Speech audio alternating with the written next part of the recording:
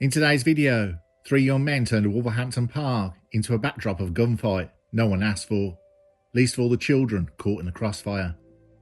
Armed with a stolen car, a loaded gun, they tried to end rival gang members. This is Curios&Spiritual, no deep dives, because the only mystery here is how they thought this would end well. We take a look at the case, the police investigation and trial.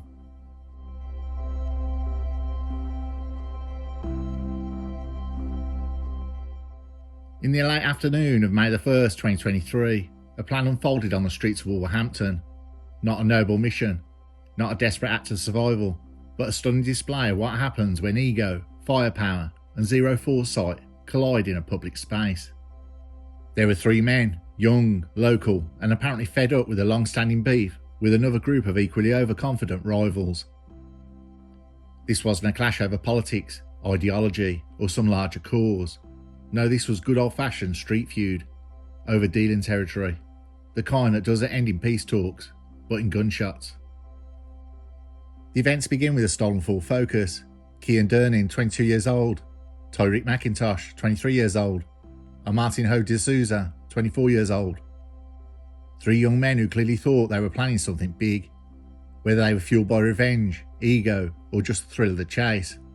They armed themselves with 2 loaded handguns, dressed in dark clothes, and pulled their balaclavas tight.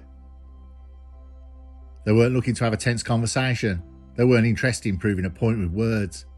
They were out looking for a rival group, driving of all things a stolen Mini Cooper. Because apparently, if you're going to have an all-out turf war, it's important to do it in hatchbacks.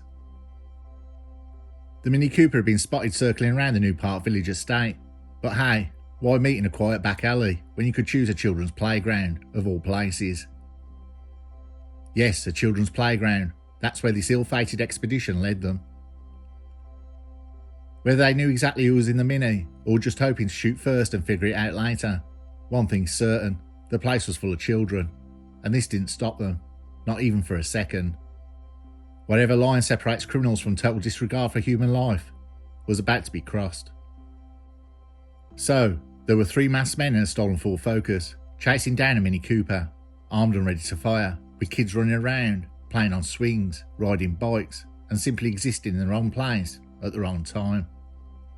As the Ford Focus rolled into Shelley Road, the Focus slowed down. The men inside moved quickly in what must have felt like seconds. 2 of them leaned out the windows, guns drawn, and pulled the triggers. At least 6 bullets flew across the open space, not into the Mini Cooper, not into the intended targets, but into open air, into public space, into the playground. There was no surgical strike, this wasn't precision. This was a hail of gunfire in a space designed for swings and climbing slides. And then, if someone had yanked reality back into the frame, the bullets found 2 victims, neither of whom had anything to do with this nonsense.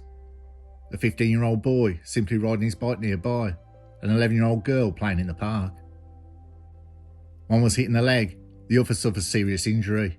Both would survive, but the survival and those living with the memory of being shot while playing outside. There's no spin to soften it. These children are hit by bullets from men caught up in their own fantasy of being gangsters. 2 caught up in vengeance to notice they had crossed the most unforgivable line. After the shots rang out, the Mini Cooper, the original target, gave chase. That's right, the hunted became the hunters. And suddenly Wolverhampton's roads became a high-stakes scene. The Ford Focus was now flying through neighbourhoods, speeding to escape, through side streets and being followed.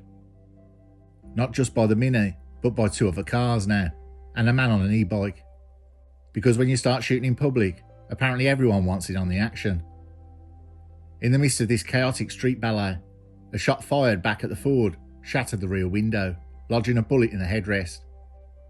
The same seat that one of the men had been sitting in moments before. As quickly as the scene exploded, it evaporated. The Ford Focus was dumped within 15 minutes. The trio were back at home at McIntosh's house, shedding their outfits like snakes molting. They disappeared inside, changed their clothes, and tried desperately to pretend that what just happened hadn't happened at all. But outside there was an entire community horrified by what they had just witnessed. And if they thought anonymity was just a balaclava away, they forgot something pretty basic. Cameras don't care what you're wearing.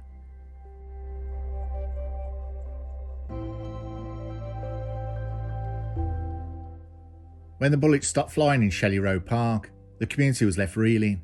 But for the Wolverhampton police, the real work was just beginning. The chaos of May 1st, 2023 was no ordinary crime scene. It was messy, high-stakes puzzle with innocent victims, terrified witnesses, and 3 young men who thought they could make a statement with reckless gunfire.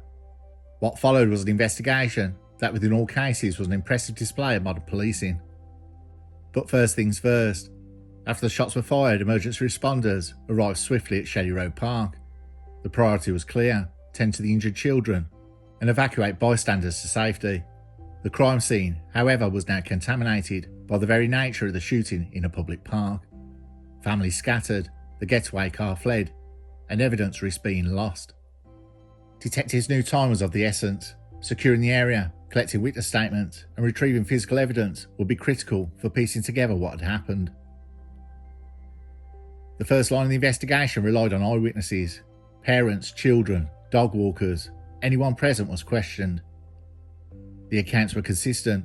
A stolen Ford Focus approached the park. 2 men fired from the car windows, and shots were exchanged with the pursuing Mini Cooper. Several witnesses gave detailed descriptions of the vehicle and the men inside it.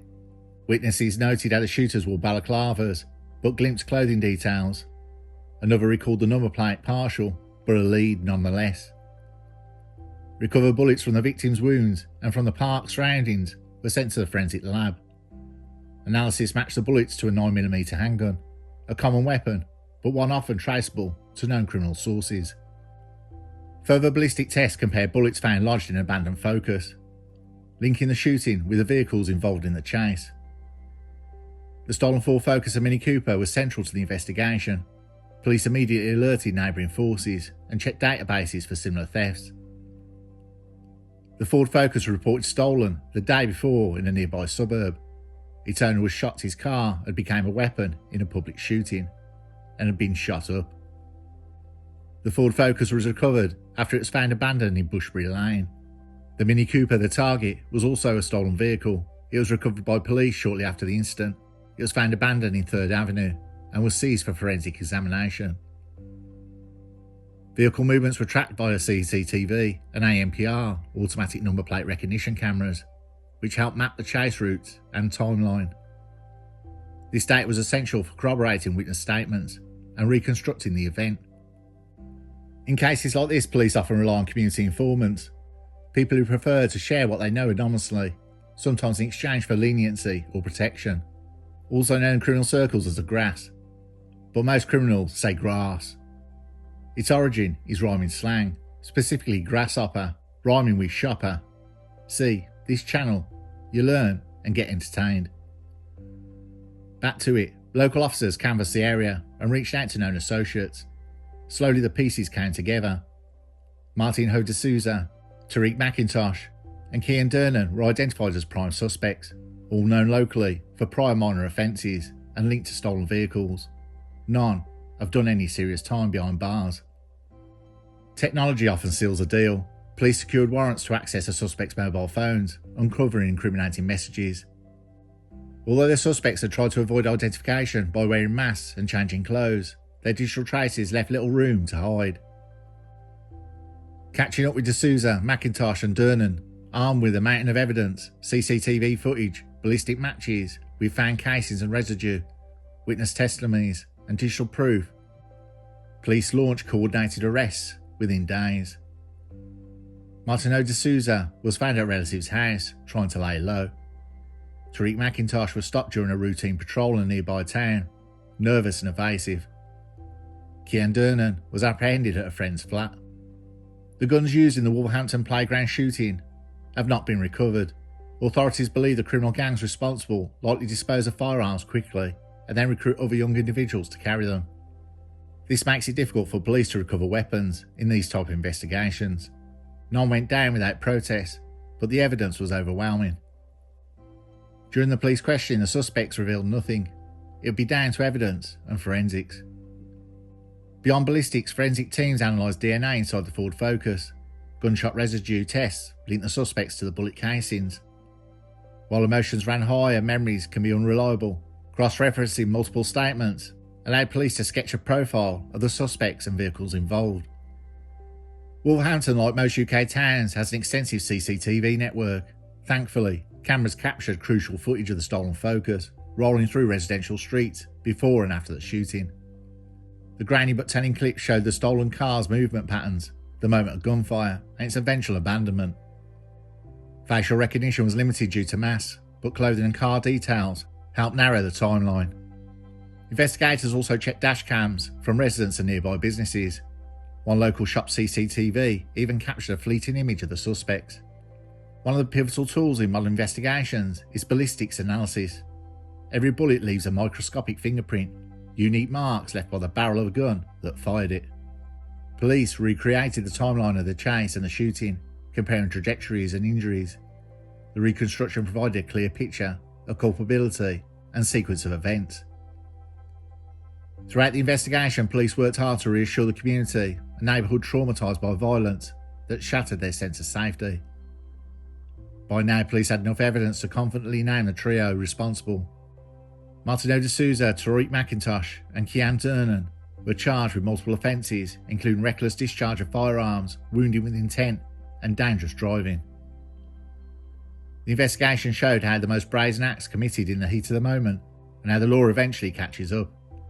By the end of the investigation, the police had multiple eyewitness accounts, ANPR data and CCTV tracking the vehicles, ballistics matching weapons to the crime, gunshot residue on the suspect's clothing, digital communications referencing the incident, physical evidence from the abandoned car and discarded clothing.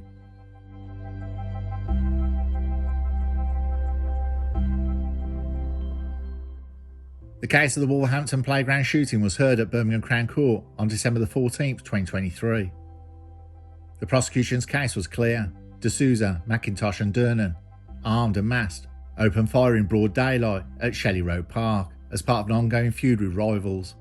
Their carelessness led to a terrifying ordeal for local families and life-altering injuries for two children who, quite frankly, had better things to do that day than dodge bullets.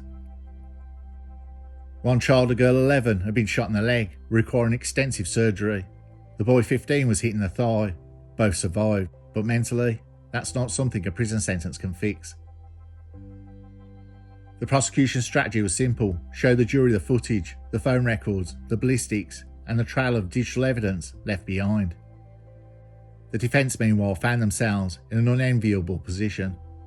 During the trial at Birmingham Crown Court, the three defendants, Kian Durnan, Martin D'Souza and Tariq McIntosh, denied being the occupants of the Ford Focus involved in the shooting. They claimed they were not in the car at the time of the incident. Plus, they did not cooperate with police during interviews. The prosecution called a mix of eyewitnesses, forensic experts and police investigators. The jury was shown CCTV footage from the area, mobile phone data and ANPR hits tracking the vehicles. A forensic expert testified about the ballistic evidence. One key witness, a mother whose child had been playing in the park, broke down in court. Her testimony carried a kind of weight no barrister can manufacture. They didn't care who was there, she said. It could have been any one of us. Another described shielding their toddler behind a bench, waiting for the sound of shots to stop. It did, eventually, but the damage was done. The defence didn't do much cross-examining. Hard to cross swords when your clients left digital footprints. Using cell site analysis to plot the locations of their mobile phones, patterns began to emerge that showed their movements were aligned to that of a stolen Ford Focus, used by the gunmen who could be seen discharging their weapons on CCTV footage.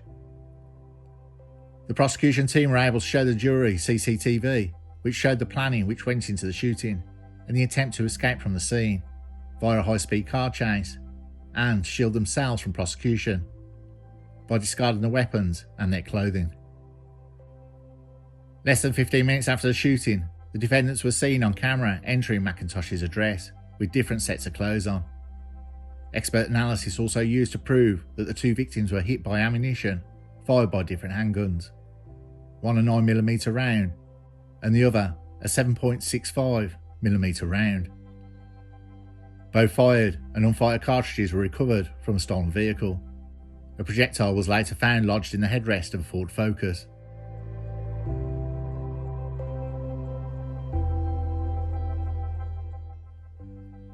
After several weeks of testimony, the jury retired. They returned less than a day later, and no one looked surprised. All three men were found guilty of the most serious charges. The judge, Mr. Justice Sweet, in his comments said this was not a case of mistaken identity or youthful mischief. This was a deliberate, dangerous and wholly irresponsible act of violence, carried out in a public space in broad daylight. You fired live rounds from a moving vehicle near families, near children, and you did so without a second's thought. The judge didn't throw the book at them, he threw the whole library. Cian Durnan, Martin O'Desouza and Tyreek McIntosh were each sentenced to 23 years in prison for attempted murder in connection with the Wolverhampton playground shooting.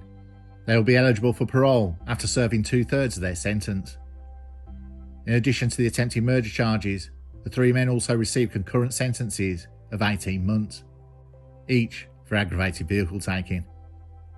Cian Durnan also received a separate concurrent sentence of 2 months for handling stolen goods. The sentences reflected not only the seriousness of the crime, but also the court's recognition that the public needed to be protected from people who treat live firearms like fashion accessories. There was no applause in the courtroom, no cheers, just a heavy silence, the kind that comes when justice is done, but the damage remains. The families of the injured children expressed relief that the defendants were off the street, but nothing could undo the trauma inflicted. One parent told reporters, "This doesn't bring back the sense of safety we lost, but at least they're not out there anymore." Following the conviction of Durnan, D'Souza and McIntosh, West Midlands Police released statements expressing the gravity of the crime and the efforts undertaken during the investigation. Detective Inspector Franz Snock from the West Midlands Major Crime stated that the shooting was a cowardly attack by men with no hesitation in firing deadly guns next to a children's playground. He emphasised the sheer look that the two children were not more seriously injured or killed, noting the profound impact of the incident had on their families. While the specific motives and targets remained unclear, Knox suggested the shooting stemmed from tensions between gangs in the Wolverhampton area, potentially linked to dealing.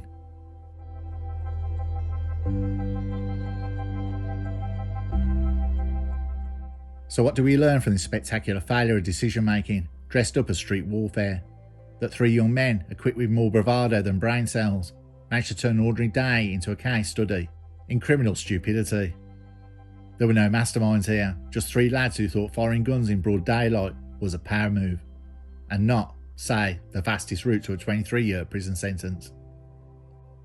And while they clearly didn't plan for those consequences, the justice system did, meticulously and methodically.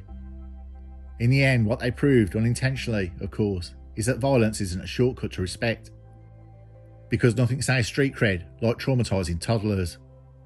So if there's a message left behind in the wreckage of their choices, it's this: stupidity when armed isn't just dangerous, it's tragically predictable.